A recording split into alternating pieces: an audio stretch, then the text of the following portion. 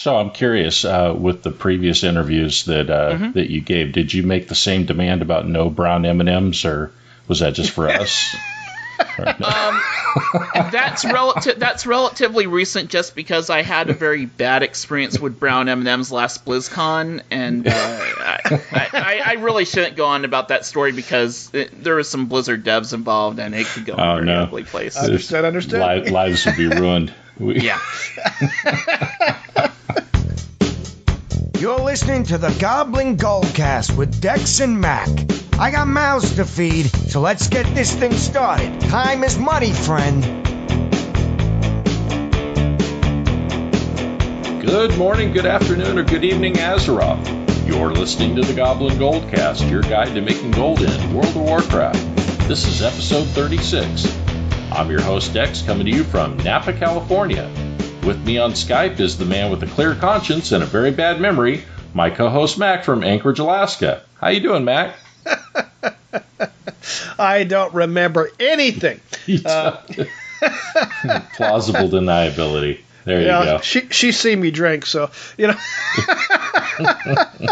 All right, well, why don't you tell us about your week? Oh, the week was pretty good. I found new ways to get rid of my resources, and that's to show Mrs. Mac certain items that I have in game. Last week, she got a Sky Golem, and this week we were playing, and she was doing some things on her Demon Hunter, and I said, "Honey, I made a Tauren Demon Hunter," and she goes, "They don't make a Tauren Demon Hunter." I said, "Yeah, they do. I've got one."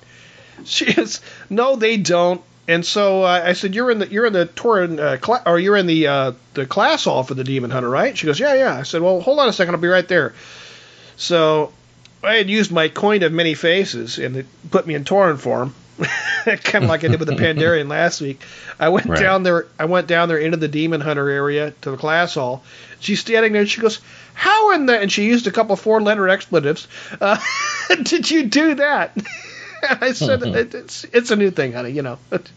Yeah. Anyways, to make a long story short... Didn't you see the patch notes? It's it's all the rage. Yeah. Anyways, to make a long story short, I've now had to give up another one of my items that I was going to sell in the auction house, and I had to send her one of my coin of many faces.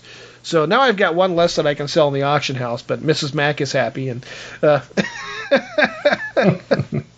Every once in a while, I need a reminder for why my wife doesn't play. And now I have it. And I'm gonna leave this short because we do have an interview coming up. But how was your week this week? Well, you know my week. No legendaries yet. That's my week in a nutshell. Well, Mrs. Mac got a second one. Yeah. Just keep knocking out those emissary quests, hoping against all hope, and nothing. And it's getting to the point to where I'm starting to think, did I miss a step? Is there like some kind of a pre-quest thing you're supposed to do before you can get legendaries that I don't know about? Am I going to feel silly later when I find out that I didn't go and talk to somebody in Dalaran, or I think it's this horse you shoved up the backside that helps out a lot. Yeah, it's hard to sit down though. I mean, it's it depends on no. We won't go there. Joining us this week is the host of Realm Maintenance and Rolling Restart. We have podcast extraordinaire Ro. Welcome to the show, Ro. Well, thank you for having me on. I don't know, does having 2 podcasts qualify someone as being an extraordinaire? Don't you need to have, like, at least 4? I think Scott Johnson has, like, 10 or something. But, I mean, hey, if you want to call me extraordinaire for having 2 shows, I'll take it. But thanks for having me on. Well, it was coined here. Yeah. So. Keeping up with just one show is hard enough. True. We stumble through one, and we've only been doing it for... since July, so it's we can longer than a lot of WoW podcasts. I mean, the fact that you are approaching your 1-year anniversary is a big thing. It's the most. A lot of WoW podcasts do not make it past their 10th episode or their 25th episode, so you're on your way. No, well, we're gonna try. We're gonna. So I was gonna run out of things to talk about. Yeah. Okay, that's not gonna happen. Anyways, Ro, thanks for giving us this interview this week. Why don't we start by having you tell us a little bit about yourself, who you are, where you're from, etc. So, the non-online part of me, the offline life that I lead, is relatively boring. I am an assistant manager at a convenience store. If you are ever familiar with the movie Clerks, there are some days in my life where I feel like I literally am Dante. There are times in which I will go into work or get called into work, and I will actually say I wasn't even supposed to be here today, because that actually happens sometimes. Now, I have never gone to a convenience store and opened the door to find the whole place is on fire and then just close the door and walk away. That hasn't happened yet, but hey, that's something to aspire to. That's great. Well, why don't you tell us a story about how you first started playing WoW? When was it? Who got you started? And, what was your first character? We want to know race, class, and all that, and why.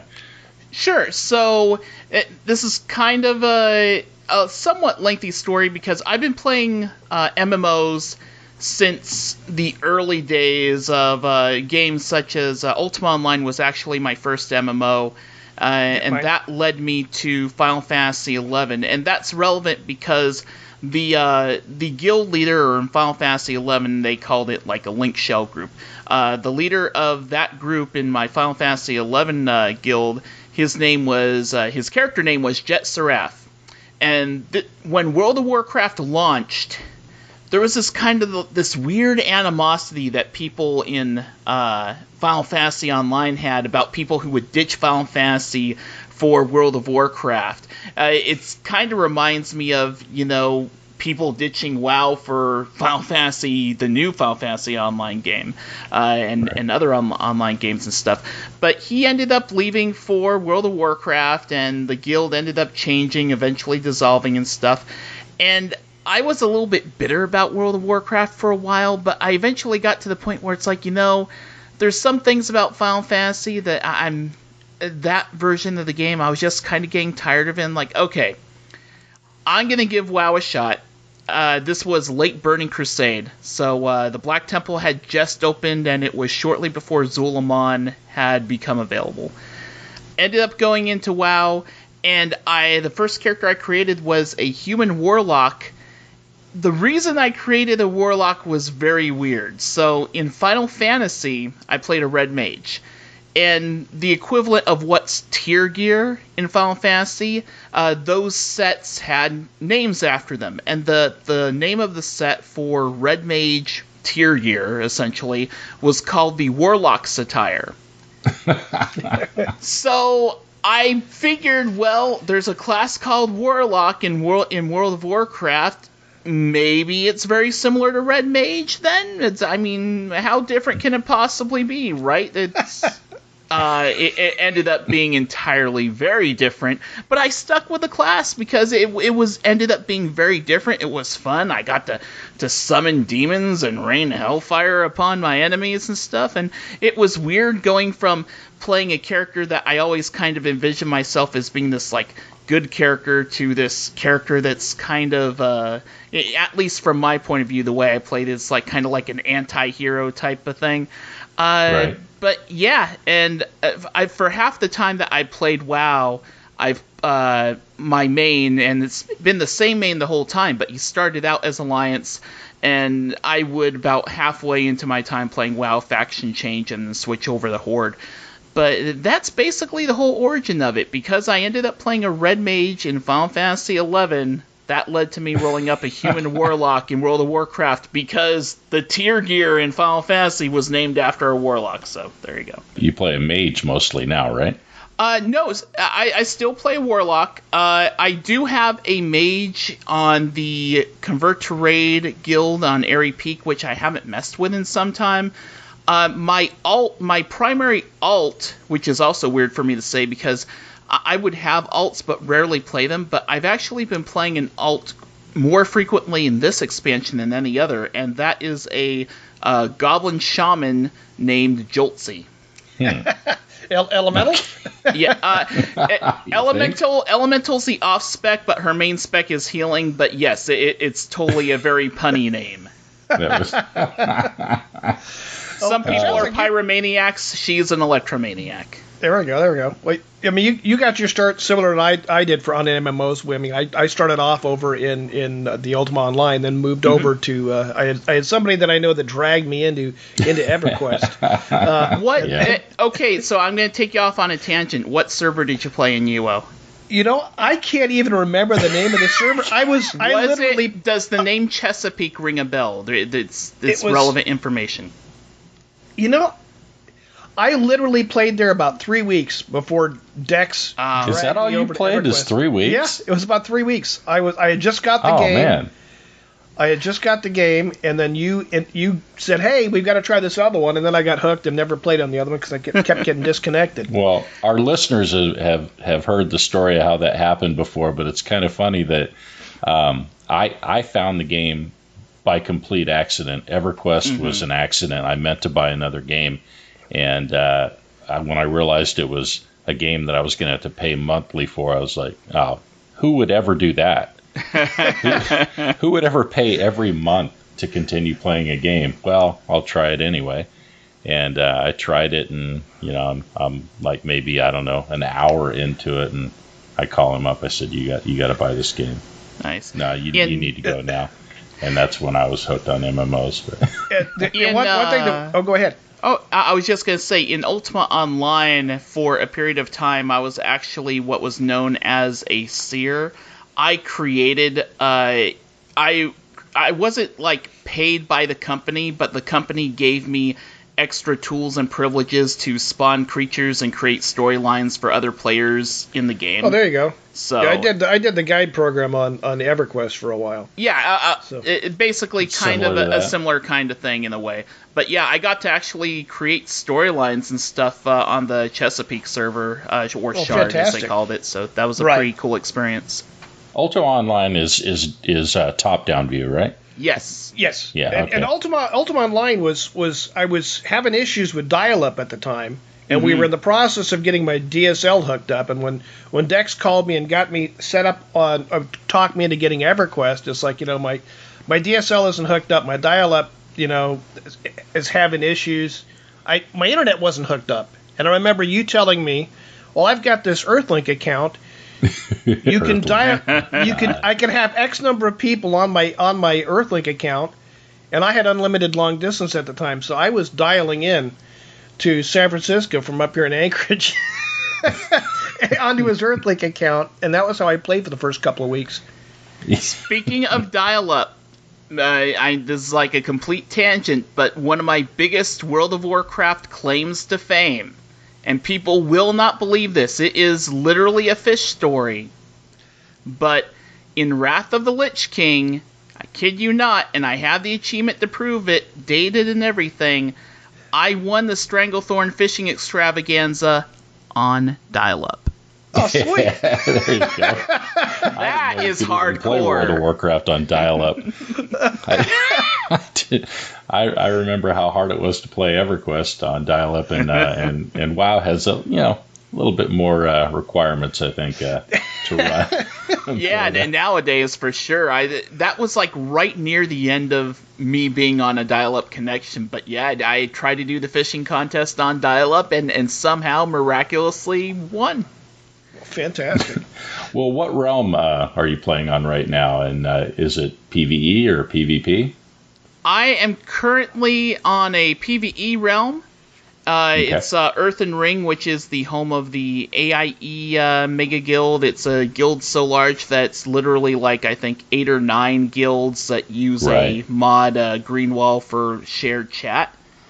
And they got to increase that limit. Oh yeah, for guilds, but yeah.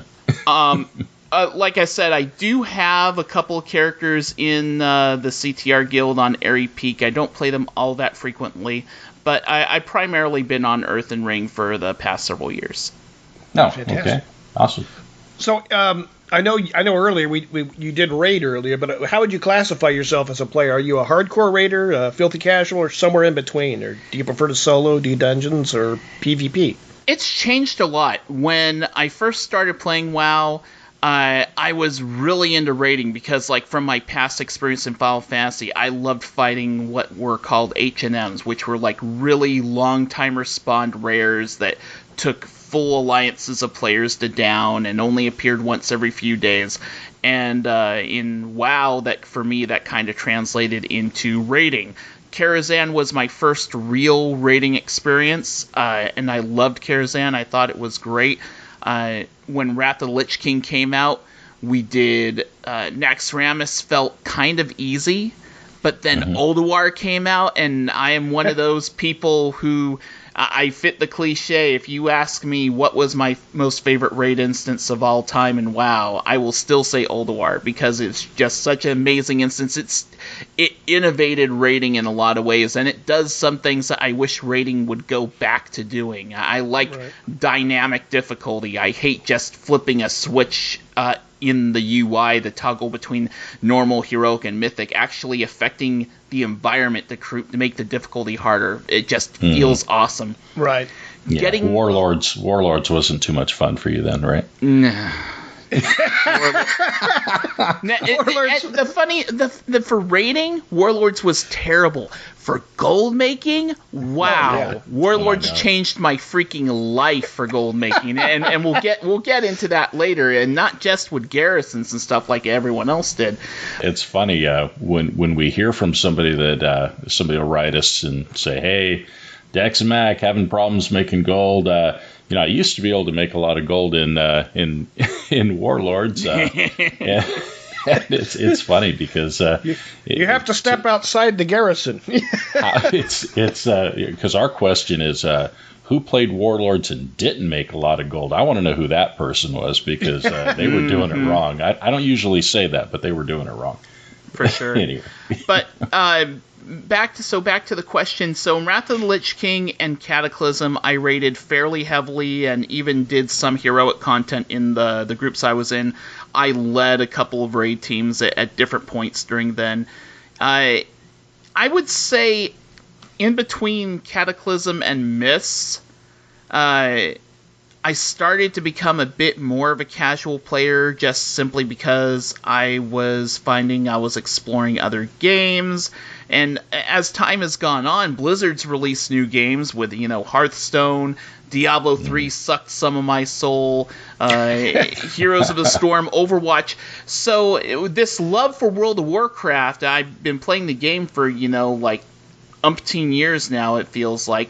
It expanded to these other Blizzard titles, and you add on top of that a bunch of other games that are pretty cool in their own right. Your Fallout, your Witcher, your eventually Mass Effect Andromeda, but who knows when I'll be playing that. But I have so many interests in gaming now that I just don't have the time I used to funnel into just World of Warcraft. So I've become a far more casual player. I raid 2 nights a week, 2 hours a night, and so far, every once in a while I get that competitive itch to want to push harder and go further in raiding, but it's kind of fleeting. It's a bit temporary. For the most part, I'm satisfied with what I'm doing in WoW. I do love solo content. I love the Brawlers Guild. I haven't finished Brawlers Guild for Legion just yet. But I'm going to probably be diving back in there. If 7.2 is not out for 2 more weeks, I may head back into the Brawlers Guild for a bit. But I love a little bit of everything, and I kind of say I'm one of those jack of all trades, definitely not master of any type of people. Sounds like me. I'm I don't have an alt. I just have a bunch of characters. I don't have a main. I mean, it's just all.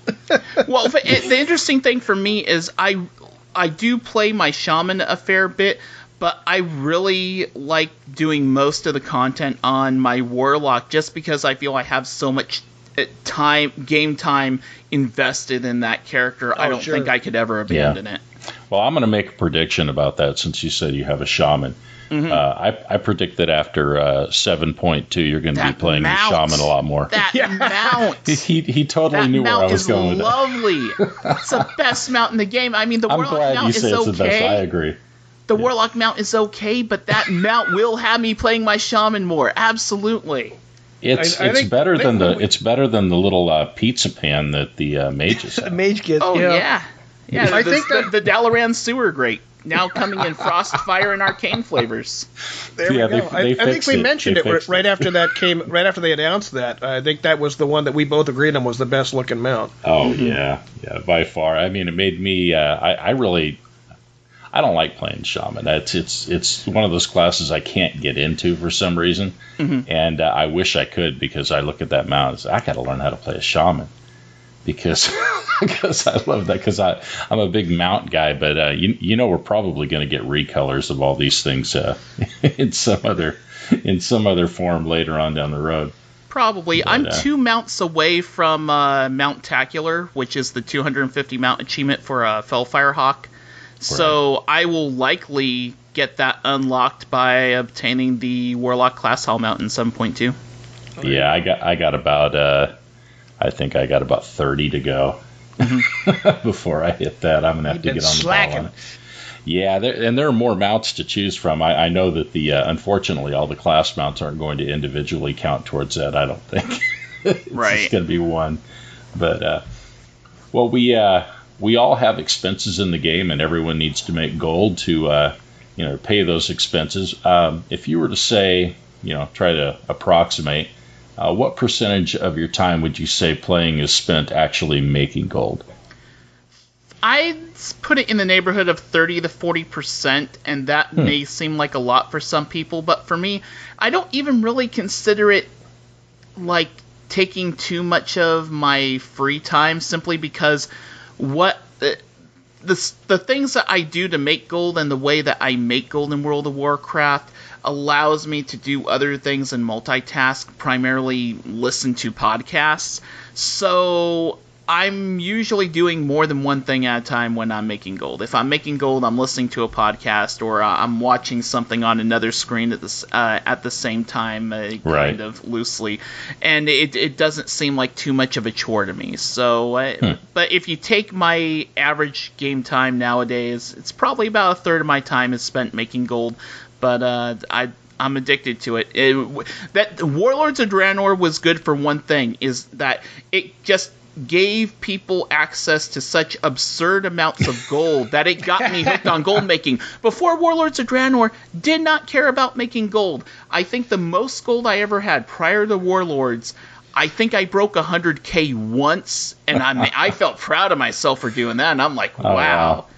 I'm a big time achiever there. I broke 100K, pat on the back. Then Warlords happened, and my life changed forever. Well, with Warlords, you only had to spend about 5% of your time making gold to be rich. I know. Warlords of Draenor, it's like all I had to do was like press this button, then press that button, blink twice, and I got 70,000 gold. I'm like, great, man. We were so spoiled. I know. Well, it's still there. I mean, you can still make a ton of gold with Warlords even now. If you do, it's not exactly the same. It's not through the missions the same way. But yeah, you still can. So, Ro, have you ever saved up a ton of gold to buy something really expensive that you just had to have? I was thinking about this, and I feel like there may have been a mount that I saved up a bunch of gold for. Actually, you know what? What it was is during Warlords of Draenor, it was one that I guess you could say it was the first time that I broke 1 million gold, or it hit what was then gold cap, really. I decided I'm going to spend a big chunk of this on something so that I have motivation to get back to 1 million.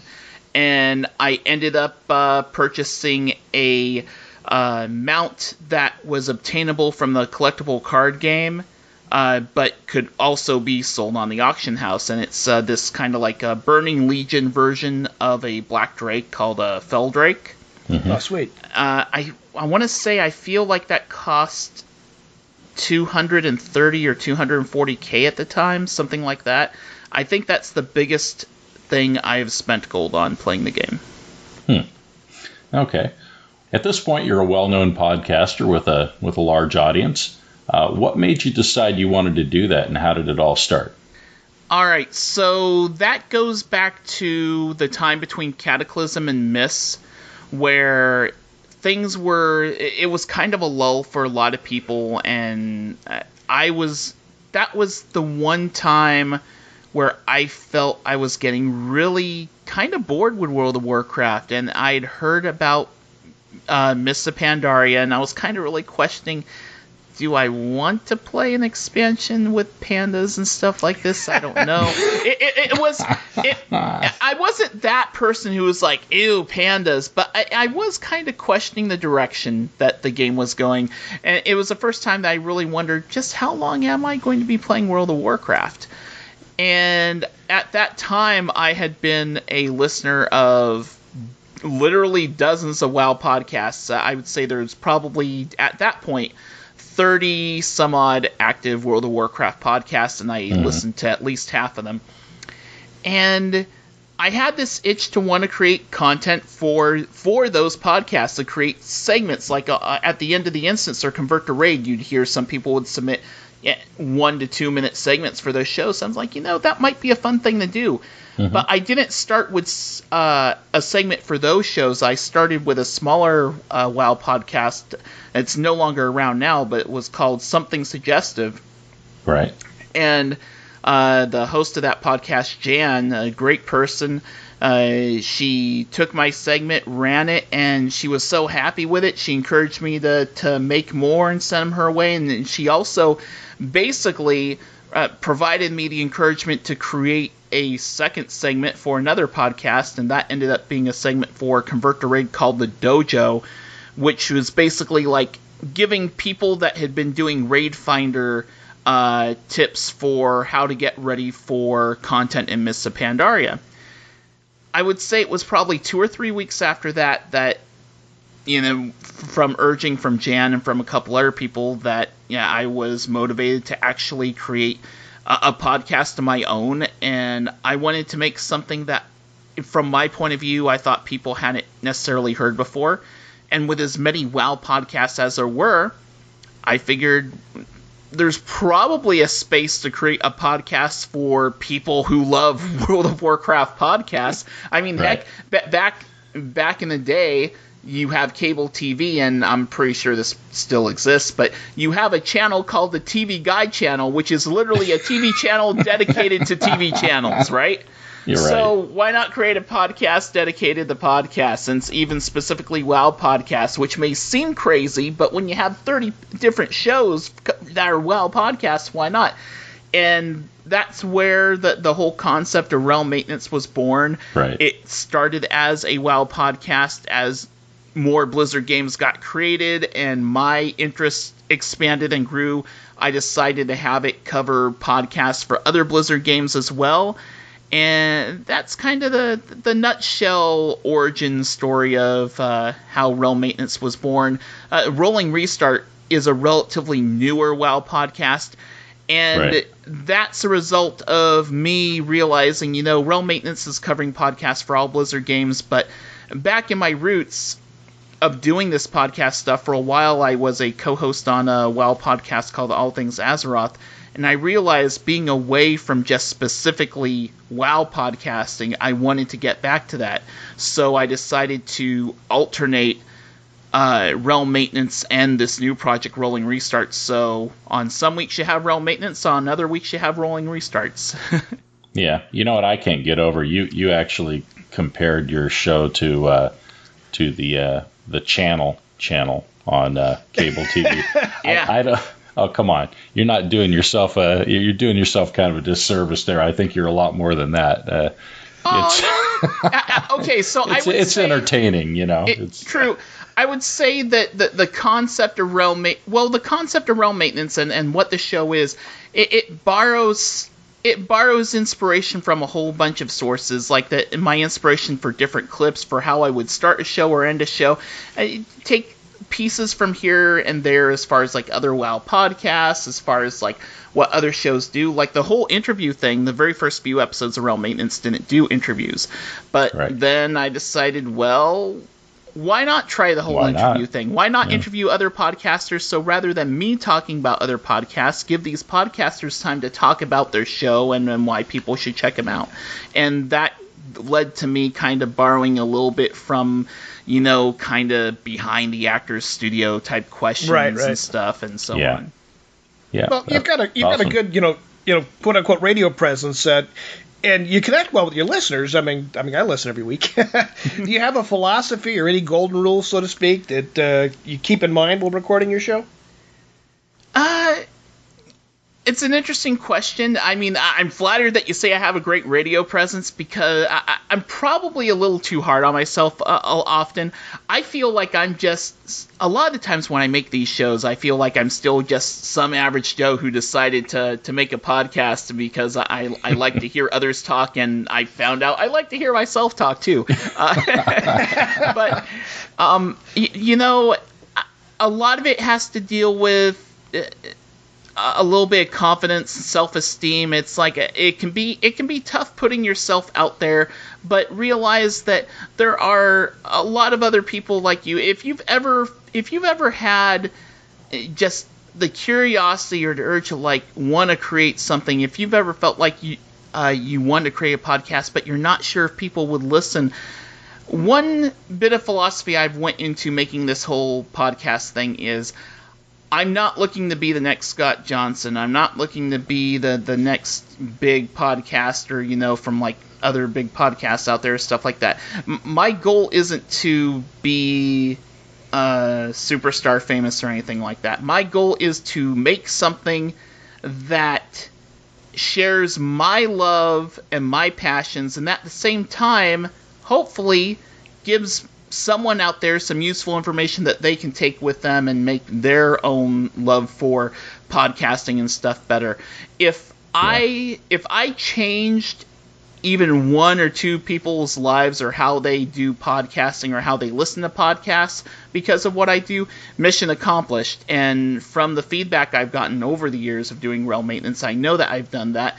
And every once in a while, hearing that story, hearing those comments and feedback, like when I go to BlizzCon and I meet some people for the first time and they tell me, you know, I started listening to this show because of what I heard on Realm Maintenance and stuff, that makes it worth it. Yeah. I guess one of my golden rules is don't care about numbers. Yeah. I mean, feedback and knowing that people are listening to your show is great, and that really does make it worth it. But don't care about having 100 listeners, 1,000 listeners, 10,000 listeners. You're going to set yourself up for failure if you obsess on numbers. Right. I'd rather more focus on listen to what you make. There are some people that hate listening, like some people will record their podcasts, but then they'll edit and stuff like that, but they won't go back and listen to it because they don't want to listen to their own show. I listen to every show that I put out there, and not necessarily to be critical of my own work, but I listen to it and see, like, did it sound like I was having fun making that show? And I guess that's kind of the thing. That's another thing. Do this and have fun doing it. If it ever feels like a job, then there's things you might want to reassess about it. If you ever find that you're doing this and it feels more like a chore, it feels like you're trying to put out an episode every week just for the sake of putting it out every week because all the well-known popular podcasts are weekly podcasts, do what's right for you. Right. As Scott Johnson once said, and I will say it time and time again, make the podcast that you want to listen to. Everyone creates content differently. Some people will spend hours upon hours editing their shows. Other people will hit the record button, they'll hit the stop button, they'll upload that sucker, and they don't give a flying F how it came out because they had fun recording their show, and that's what's important at the end of the day. Are you happy with what you produce when you hear it? If you are, odds are there are others out there that like it also. We have a lot of fun when we're doing it, but you don't want to hit the stuff or hear the stuff that's hit the cutting room floor. It may sound like we do that, but we just throw it out there and don't do any editing, but we actually do. We're going to be making the trek out to BlizzCon this year. Nice. Provided we get tickets. But what the plan is, he's gonna fly out and I'll pick him up at SFO out here in Northern California, and then we're gonna drive down south, and it's a good about an 8 hour 7-8 hour drive, and I'm gonna make him listen to like the first 10 podcasts that we recorded. We'll just do a marathon, see if he can stand it. But you talk about motivation for making the podcast. My motivation was I like to make fun of Mac, and I thought other people might enjoy hearing me make fun of Mac. Sometimes it's all you need. Sometimes that's all that our show is. Okay, true story here. I think I was on All Things Azeroth, I want to say, for a good 100 episodes. It was like a couple years. And some people would say, like, why did I stay on the show that long? Or they'd be critical of certain aspects of the show or something like that. And they'd wonder, like, why did I do All Things Azeroth? I did All Things Azeroth because it was a very well-known WoW podcast. And I think Medros is a heck of a guy. At the same time, though, one of the things that I loved about All Things Azeroth, and when I guest on it from time to time, I still love doing this, is I love getting Medros' goat. I love saying stuff that just makes Medros give an exasperated sigh. I get pleasure out of it. He knows I get pleasure out of it. You know what? Maybe you can answer a question for me. You're going to be the guy to ask. Okay. When I've listened to All Things Azeroth, and I, yeah, we might get letters about this. But when I listen to All Things Azeroth, I get the feeling that Medros sometimes doesn't like it when the other guys are kind of get off script a little bit. He has to steer things back, and I think they do it to him on purpose. And I was wondering if maybe that's true. It's definitely not scripted. I do in that way, but I do think that Toasty and Fan kind of take a little bit after me when it comes to kind of getting Medros there. Medros is a great guy, man. But he's one of those guys that you want to shake his hand, you want to give him a hug, but you also want to just like give him a noogie, and it's or the podcast equivalent of giving the guy a noogie. I record a podcast with a guy like that. Yeah. But yeah, totally. No, I absolutely agree. That's our biggest problem is we've known each other for so many years. And there's some stories there that we won't go into because it'll give us both a bad light. My wife doesn't listen. So, I'm cool. Mrs. Mack does. She's in the other room sometimes going, you guys are having way too much fun in there. Yeah. All right. So a lot of podcasts come and go, but there are a select few that find a way to stick with it and make it for the long haul. What advice would you give to someone, like us that's been around for less than a year that might help us, keep going strong and get going past that 1 year mark and keep moving forward? Burnout can be a real thing when it comes to podcasts. There can be, like what I talked about earlier, that there's some people that feel like they need to produce a show each and every week, that they need to be consistent and follow a schedule. And there's something to be said about consistency and keeping a solid listener base if you come out with shows on a consistent basis.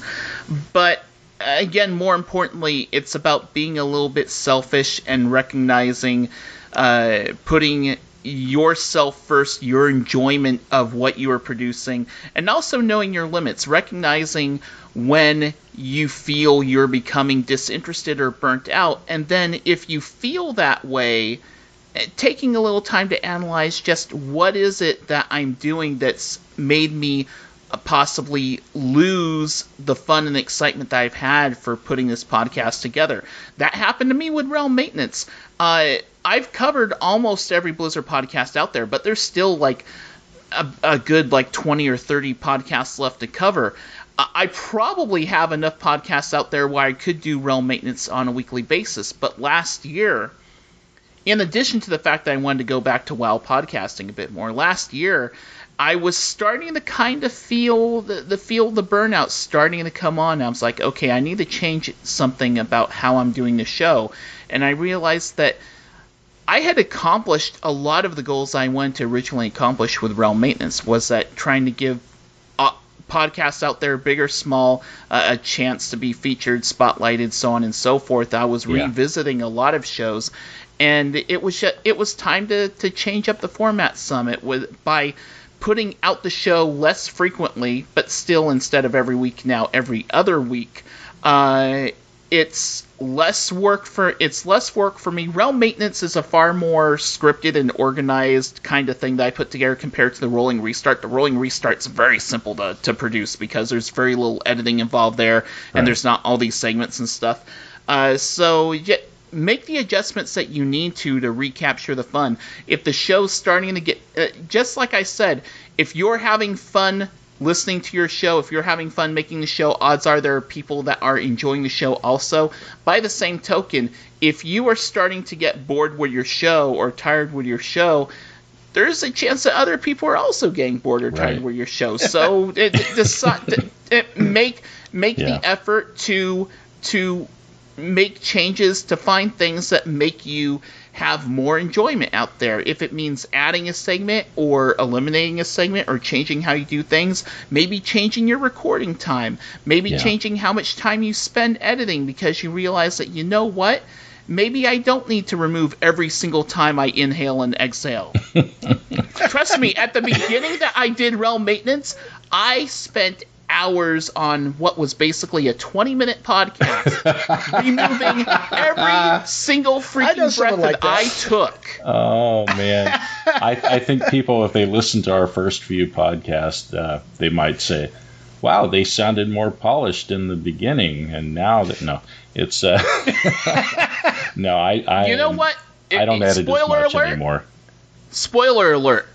We all breathe in and we all breathe out. It happens. It's going to be picked up on a microphone. Freaking deal with it. And most of us do the thing, that we have to eliminate. Now, and I do the thing quite a bit myself, and I've stopped really eliminating the uhs because I tend to do them less. I guess there's one bit of advice for people that are wondering, how do I less? And I still quite a bit. I think it comes to a matter of training yourself to, instead of saying recognize the points that you're doing that, and instead of saying take a pause. Because one thing that's easier in post-production for a podcast, it's easier, especially in a, there I go, but in a thing like Audacity, to truncate those silences, to eliminate the amount of dead space that there is when you're recording. It can just snip out all those bits of silence. So instead of going this and that, if you just allow yourself to pause, collect your thoughts, and then continue talking, that silence can be edited out very quickly. Yeah. So we Mac and I both at times sound like William Shatner sometimes with our pauses in the wrong places, and then I go and I cut them all out. Sure. You know what? I just thought of a question that we didn't go over, and I apologize for. Be spontaneous. Go for it. Fire away. And I don't want you to mention any names, and I don't feel like that you would anyway, even if I asked you to. But have you ever asked somebody to be interviewed on your show that said no? Twice. Really? Mm-hmm. Yeah, see, I wondered about that because we've just started doing interviews, and we haven't run into that yet. We've run into one that hasn't responded. Well, yeah. But okay, so if you don't count those, I've had two people. Those. I've had two people say no, and I've had, I'd say probably a half a dozen where I would make a very focused effort to like even approach them through different means of contact, whether it was Twitter, multiple Twitter, email, Skype, or whatever like that, and I would just get no reply. And after so many different ways of attempting to contact the person, you just have to say, hey, you know what? Either they don't want to, they don't want to be rude and say no, so they're just going to not say anything at all. Right. So if you count those, probably over the past 220 episodes I've done, I'd say I put the number at half a dozen. Okay. All right. You interview. Oops. Go ahead. No, that was it. I was going to say. I know you interview a lot of podcasters. Mm-hmm. Does it feel strange to be on the other end of an interview? Not at all, because I've done it so many times already. The first few times that I was interviewed on another podcast, it was weird and it was really awkward, and I still, again, going back to the whole thing, I'm just an average Joe schmuck that wanted to record a podcast, and at times I still pretty much feel like that. I don't necessarily consider myself to be someone special, because anyone with the time, the desire, and energy can do exactly what I'm doing right now. There is nothing about me that makes me a superhuman podcaster. Not at all. So, honestly, the first few interviews did feel a little awkward, but having done so many interviews where I'm the one asking the questions, and I kind of have a feeling for what questions are going to be asked of me on these things, it's just really old hat now. So I'm curious, with the previous interviews that that you gave, did you make the same demand about no brown M&Ms, or was that just for us? That's relatively recent, just because I had a very bad experience with brown M&Ms last BlizzCon, and I really shouldn't go on about that story, because there was some Blizzard devs involved, and it could go in a very ugly place. Understood. Lives would be ruined. Yeah. Oh boy. So what would you say is your favorite method to make gold, and why would that be? Fell Soul Hold, killing Fellfire Basilisks, and killing them, and killing them, and killing them some more, and skinning their rocky Fell Slate hides, because let me tell you, gentlemen, living Fell Slate rank 3 is a thing of beauty, and to those of you that don't have it, which is a great majority of you, even if you have mining, I feel sorry for you, and I feel bad, and I encourage you, keep on mining those basilisks, because one of these days you will get rank 3, and it is glorious. With rank 3 living Fell Slate mining, you can skin a basilisk and sometimes get 3 Fell Slate, and that may not seem a lot compared to like a mining node and such. But if you go to Fell Soul Hold and this one particular area, mainly where all those flying bats are and the cannons are being shot, there are Fellfire basilisks just spawning all over the place. There's a couple of caves with some great mining spots too, just right next door, and I can just run circles in this relatively small space, just grouping up basilisks, AoEing them down, use that mining enchantment on my gloves, so I'm just mining, just skinning stuff for days. I can, if I am really focused, if I'm in the zone, I can get a stack of 200 Fell Slate sometimes in a half an hour. If I get really lucky on, because when you skin a basilisk, sometimes it can spawn another basilisk, and then that can spawn another basilisk. Right. So if I get really lucky on those procs, I can get a full stack of Fell Slate in a half an hour. On average, though, I'd say more like it's like a stack of that maybe every 45 minutes. Well, it sounds like a great place to have a great place to have a Fell Slate party. Bring a bunch of people in there to beat on the same. You would think, but the respawn, when there's a lot of people doing it, yes, the respawn rate is faster, but I do notice that it is kind of one of those things where I feel like I'm more productive and I'm more efficient when I'm more or less the only person there. Fair enough.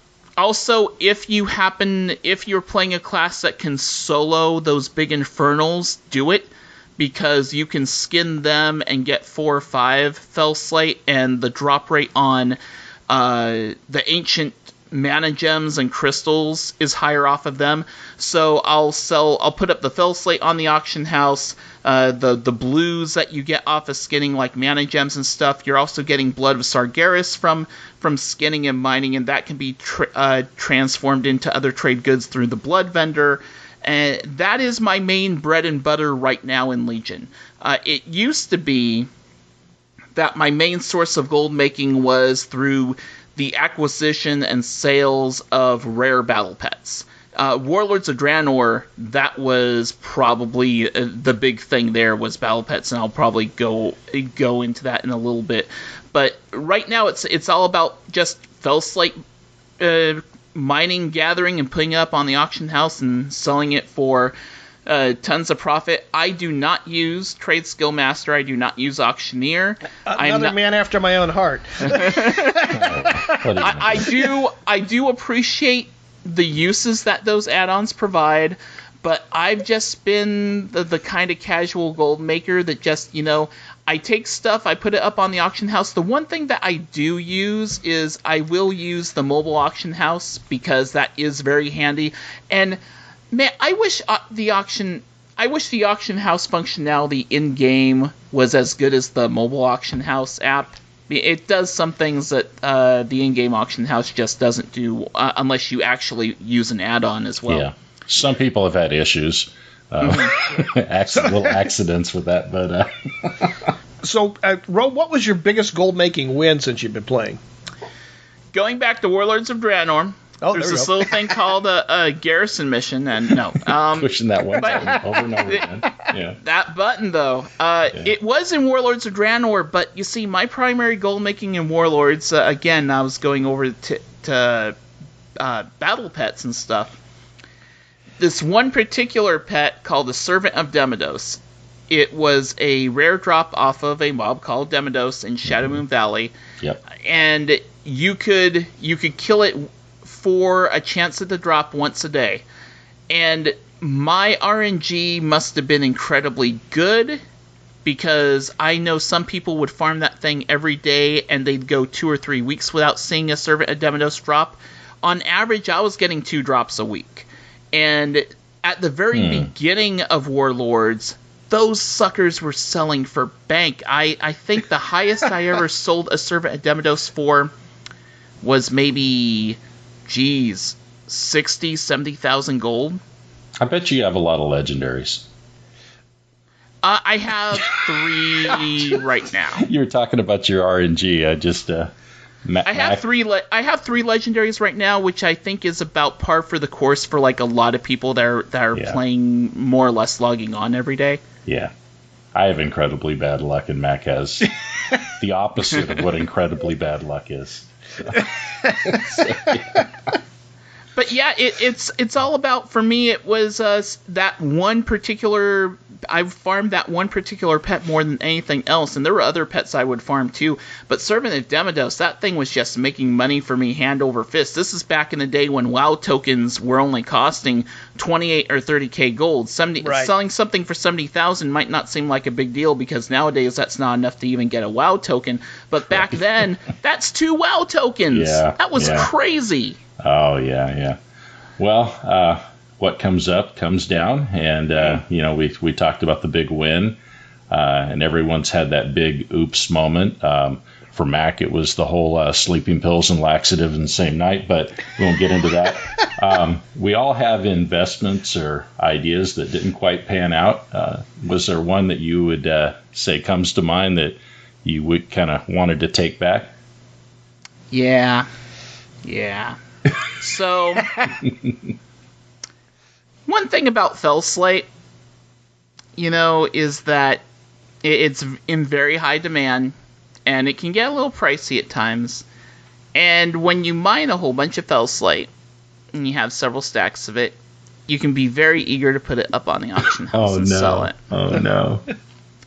Sometimes, you can get so eager to sell your Fell Slate on the auction house that maybe you don't hit the switch that says per unit, and you sell per stack, and you set the price of your stack to the price of what you thought 1 unit would go for. So when you put up, 4 stacks of 200 Fell Slate, and you price each of them at 60 gold a stack instead of 60 gold a unit. Oh, that was you? That was you? That could bite you in the butt later on in life, and then you could feel really bad about yourself. Oh no! Well, see, that's where Trade Skill Master comes in. That is where Trade Skill Master comes in. So you see, as much as I don't use Trade Skill Master or Auctioneer, this is something that Trade Skill Master can help you avoid, and this is one reason why. And the person that bought them be like me again. Yep. The person that bought those stacks was also probably using Trade Skill Master with Sniper and laughing all the way to the freaking bank. Absolutely. Yeah. That's probably my biggest oops. Yeah. So Mrs. Mack said it was saying I do, but wow. But anyways, it's funny because it's true. So this is for the new gold maker out there. Mm-hmm. If you were starting over from scratch today, how would you build your fortune? What method would you use, and what would you avoid? So I think what's fun for me is selling loot that I obtain, and I'm not big into flipping stuff. I'm not big into buying stuff on the auction house that's low and then selling it high. And I think I've never been too attracted to that because I almost feel like I'm cheating by doing that. I don't know. It just feels wrong. It feels like I'm being immoral or something by doing that, because it's like this is something that was just as easily obtainable. It's not like I did anything special by adding on 50 gold or 1,000 gold to the price or like that. So I've never been a big fan of flipping. Mm-hmm. I am always big about selling the loot that I obtain. That said, I feel like if I was starting from scratch, I would probably do... I'm now really set in my ways, but if I was starting all the way from scratch, I probably would download something like TSM or Auctioneer, because it is a good starting point. Yeah. And learning how to use mods like TSM and Auctioneer, it's really like learning any gameplay system, really. So right. I think that's the main thing. Right now, I'm so casual about WoW that it's not a big deal to me. But if WoW was like my main focus, the only game I played, and I was focusing on making gold, I'd probably download those add-ons and learn how to master them. Yeah, well, for anybody that hasn't done that, I can tell you that when you get the add-on, you can use as much or as little of it as you want. There's so much there, mm-hmm. and you can take advantage of very small parts of it that are real easy to do, and then the more complicated things you can go to later if you want to. But a lot of people use it for just a little bit, Well, I've got it downloaded. I just have it disabled, so I'm using as little of it as possible. Oh, God. You kill me, man. You kill me. So. I know you don't want to hear that all the time, but. Oh, boy. So, I usually have to spend most of my gold on bailing out the big guy here. What do you spend your gold on? How do you reward yourself for your hard work? So, my general practice of late is ever since I hit the 1 million gold cap, and after the gold cap got expanded to 10 million with Legion, I made this kind of promise to myself that I would always have 1 million gold. Right. So when I make gold, I always keep myself above the 1 million gold, and as I make gold, I can spend the gold as long as I'm staying at 1 million. Huh. Okay. I tend to buy WoW tokens, and for a while I was buying WoW tokens mainly to just pay for my sub. I've been doing that for quite a while, actually, since, Warlords of Draenor. But I'd buy WoW tokens so that I didn't have to actually pay out of my pocket to play the game. Okay. And now that WoW tokens can be cashed in for BattleNet balance, I have a BattleNet balance right now of about $200, mm-hmm. and that is all from the sales of WoW tokens that you probably bought for like 35K or something like that back in the day, right? Before they went up. I had a bunch stocked up that were cashed in, yes, and so there were a bunch of WoW tokens I cashed in that had been originally bought for roughly 35K, but I continue to buy WoW tokens at 95K, and I'll buy one and I'll redeem it and add to my Battle.net balance. So I pre-ordered the newest Hearthstone expansion, Journey to Ungoro. I've got the pre-release special for that already purchased and set to go. I've bought a couple of heroes for Heroes of the Storm using Battle.net balance that came from WoW tokens.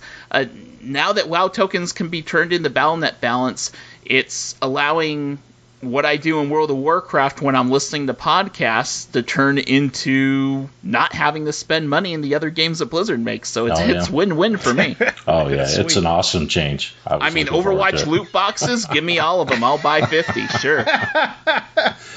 So is there a piece of advice you'd like to pass on to our listeners, something we haven't covered so far? Yeah, and that is time. Yes, time is money, but timing is also money. Making gold in WoW is all about opportunity. The best times to make money in the game are immediately after content patches and after expansion launches. So we've already had the Legion expansion launch, so your biggest opportunity, I feel, for making money for a while might have passed. But there's still patches that are coming in. 7.2 is about to hit. It's within a week or two away, I would imagine. And that's going to be a great time to make some money because there's going to be some new content out there. Something that I did when Legion launched, as soon as I got to Revered in some of the factions, I would buy the pet that you could get at Revered off of those vendors, and then I'd cage them, I'd put them up on the auction house, and that was free money. Oh, right. Great idea. Right. Just because I hit Revered. I think for me, it's because I recognize that these like vanity items and stuff, people will pay high amounts of gold for them when the content is fresh and new. I'm not the kind of person who feels like I need to have those vanity things first, so I will get them first, but then I'll sell them as long as I know that I can acquire them later for when I may actually want them for, my pet collection or whatnot. Mats for crafting materials and consumables are easy money too, especially around the time of raid content launches. So now 7.2, Tomb of Sargeras is not going to be right when the raid launches. We are going to have a new 5-player dungeon, but that's not really going to affect things too much. When that raid becomes available, when we find out what the raid schedule is for Tomb of Sargeras, mats for crafting jewels, for getting flasks and potions and all that stuff, the demand for that is all going to go up because those hardcore raiders, even on your possibly very casual server, are going to be diving deep into that thing and hitting things hard. People are going to be getting new pieces of gear that have to be enchanted and upgraded and stuff, so enchantments are going to go up. I don't know a whole lot about the ins and outs of the content of 7.2 on the Broken Shore because I've been trying to keep myself away from spoilers. I know the general gist of things that are happening. One thing that I do know is that there's going to be an event on the Broken Shore involving this fell ship that passes overhead, and it has the ability to give you the chance to obtain stupid amounts of fell slate and crafting materials by using a certain item. I'm being kind of vague on this stuff because I haven't done it myself on the PTR, but I would caution people to understand that I think crafting materials are going to become more obtainable in the early parts of 7.2, so you might, if you're looking to make gold off of that stuff, you might want to wait and see kind of how the market pans out on that, because I think the prices of stuff like fell slate and stuff may go down for a little while, but then go back up once the raid launches. Yeah, well, you've also got, and I don't think we'll be hit by this immediately, but once people start getting flying, and there's going to be a new faction that has to be acquired for flying, and there are going to be people lagging behind, but the people that are on top of it a lot of them are going to be gatherers, and so you're going to see an influx of mats hitting the auction house, I would say. Yeah, but it's all about opportunity and timing. I mean, it's a great idea to have the desire and want to make gold in the game and to have, a little nest egg and stuff like that. Knowing that certain times to make gold in WoW are better than others can be a very important and helpful tool. Yeah. Now, that's for people who are using, like, gathering professions, who are selling loot and stuff like that. Almost any time of the year is a good time to make gold in WoW when you are playing the flipping market and you're, turning around stuff from low prices to high using TSM and all that stuff. But if you do it the way I do it, if you're killing things, gathering things, and then selling what you loot, know the times that stuff is going to be higher in demand. Okay. Well, besides our podcast, there are many other people out there devoted to bringing gold making content on YouTube and in blogs and so forth. Who would you single out as someone that's well worth a shout out? And feel free to name a few if you like. Who would you classify as, I don't know, like a must-interview person for our podcast? So, it's kind of an interesting question because I know that there are plenty of gold makers that create YouTube videos, and like you'll go to their thumbnails and it says, make 60K an hour, or 20K an hour, or 5K an hour, and all that stuff. And I'm like, okay, maybe you can make that much an hour, but those YouTube videos don't usually really attract me. A couple of YouTube content creators that will occasionally talk about gold making, but they talk about World of Warcraft content in general as well. I am a fan of Bellular. Yes. He makes some great videos, and at times he will also have gold making specific ones, and he will have numbers and facts to back up his stuff. Mm-hmm. There's also another content creator who's big on like pets and stuff, but she also talks about gold making and other things called Hazelnutty Games. Okay. I am a fan of both of them. When it comes to watching WoW YouTube content, I probably watch stuff from Bellular and Hazelnutty more than most content creators. Okay. Well, it's been a great interview. We really appreciate you coming on and giving us a chance. A couple of rookies like us, bringing the master in and all that. So I'm no master. I'm flattered. Thank you for having me on. You guys are doing just fine, and I haven't listened to every episode that you guys have put out, but now, especially with, I don't know if you guys knew about this or not, with the most recent announcement that Your WoW Money is ending its run once they hit 200 episodes, which isn't too far down the line. You guys are kind of more or less last man standing on the gold making podcast front. So there's that for you. Yeah, it's not for lack of ways to make gold in World of Warcraft. That's for sure. No. No, I heard Joe and Shin talk about that here on an episode or so ago. So that was it was interesting. I listen to them weekly. I listen to a lot of different podcasts, yours and but I appreciate. I know. I mean, we're here on the West Coast. I'm far northwest, and you're on the East Coast. We certainly appreciate you staying up late absolutely, to come on here with us. Yeah. Oh, not a problem. I'm glad I could do it. So I just finished with my raid right before the interview, and I mean, it's right as we're talking right now. It's like 2 a.m. on the East Coast, and people will be like, "Wow, you stay up that late?" That's kind of a typical night for me anyhow, because I tend to work second shift in my job. So going to bed at 2 or 3 in is a big deal. When you can wake up at 10 or 11 in the morning for work, it's all good. All right. That's I work normally about 3:30 in the afternoon till about midnight. So that's very understandable. All right. Well, everybody can find you at Realm Maintenance and Rolling Restart, and they publish on alternating weeks. Is that right? Yep, it's on Tuesdays because, your rolling restarts and your realm maintenance periods happen on Tuesdays, so I decided to, play along with the gag and have my content come out on Tuesdays, so it gives you something to listen to during those bits of downtime. As far as the podcasts themselves, if you have, iTunes, Google Play, Stitcher, all that stuff, should be pretty easy to find on most podcast apps.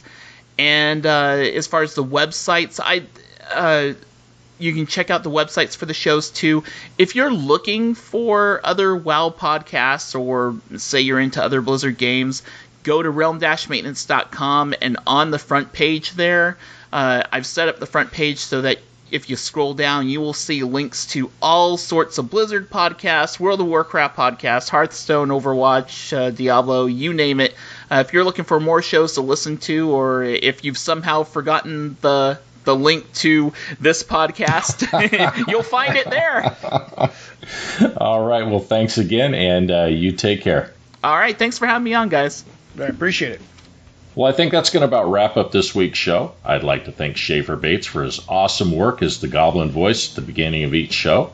Also, Kevin MacLeod at Incompetech.com for our theme music, Hot Rock, licensed under Creative Commons. And if you'd like to get a hold of us, you can contact us at Mac, that's MAC, at GoblinGoldcast.com, or Dex, that's DEX, at GoblinGoldcast.com. Or if you can't reach us on our main email, we have an alternate email, MacGoblinGoldcast@gmail.com. You can contact us on Twitter at Goblin Goldcast, or you can visit us on Facebook. Don't forget to visit the swag store at cafepress.com/Goblin Goldcast, and you can leave us a voicemail on our website, GoblinGoldcast.com. And please subscribe to us on iTunes or Stitcher if you listen to us there. And we'll see you next week. Now go make some gold.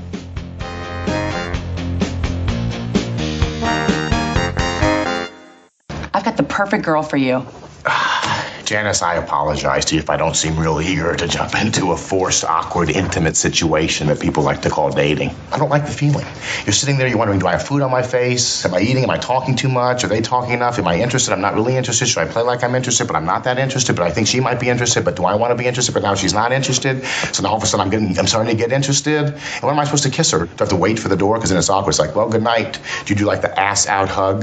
Where you hug each other like this and the ass sticks out because you're trying not to get too close? You just go right in and kiss him on the lips, or don't kiss him at all. It's very difficult trying to read the situation. And all the while, you're just really wondering, are we going to get hopped up enough to make some bad decisions? And perhaps play a little game called Just a Tip. Just for a second, just to see how it feels. Or, ouch, ouch, you're on my hair. Okay. Okay, can you put that so he can't see it? And thank you. Hey, Janice, great talk.